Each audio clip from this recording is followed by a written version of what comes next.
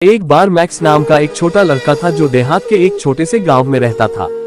Max का अपनी दादी के साथ बहुत करीबी रिश्ता था, जो अपने परिवार के साथ रहती थी।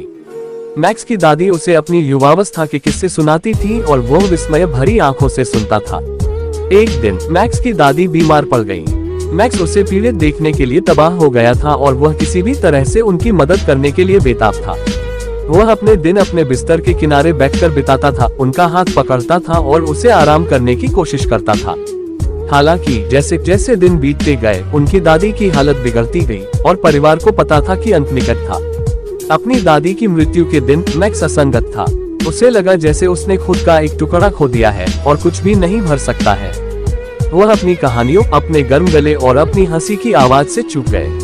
वह समझ नहीं पा रहा था कि उसे क्यों जाना पड़ा और जीवन इतना क्रूर था।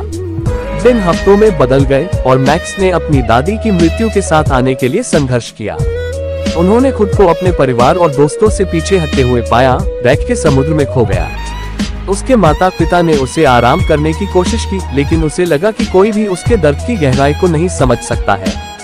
एक शाम, जैसा कि मैक्स अपने बेडरूम की खिड़की से बैठा था, उसने आकाश में एक शूटिंग स्टार लकीर देखी। उसने अपनी आंखें बंद कर ली और एक इच्छा बनाई, एक इच्छा कि वह अपनी दादी के साथ फिर से हो सके। अपने आश्चर्य के लिए उसने अपने चेहरे पर एक कोमल हवा महसूस की और जब उसने अपनी आंखें खोली तो उसने अपनी दादी को मुस्कुराते हुए देखा। मैक्स को फिर से अपनी दादी को देखने के लिए बहुत खुश था। उन्होंने एक दूसरे को कसकर गले लगाया और मैक्स ने उसे गर्मजोशी से महसूस किया और प्यार उसे घेर लिया। उन्होंने पूरी रात बात की और हंसते हुए बिताए, जैसे वे करते थे। मैक्स को लगा जैसे उन्हें अलविदा कहने और अपने नुकसान के साथ शांति बनाने का दूसरा मौका दिया गया था। अगली सुबह जब मैक्स जाग गया तो उसे एहसास हुआ कि उसकी दादी वास्तव में वापस नहीं आई थी। यह सब एक सपना था, लेकिन मैक्स के लिए यह एक सपना था जिसने उसके टूटे हुए दिल को ठीक कर दिया था और उसे आगे बढ़ने की अनुमति दी थी। वह जानता था कि उसकी दादी हमेशा आत्मा में उसके साथ रहेगी और यह कि उसका प्यार जीवन की चुनौतियों के माध्यम से उसका मार्गदर्शन करता रहेगा।